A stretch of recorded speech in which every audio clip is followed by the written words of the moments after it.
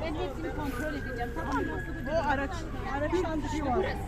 Tamam. Tamam inşallah bir şey yok. Şurası var mı bacağında?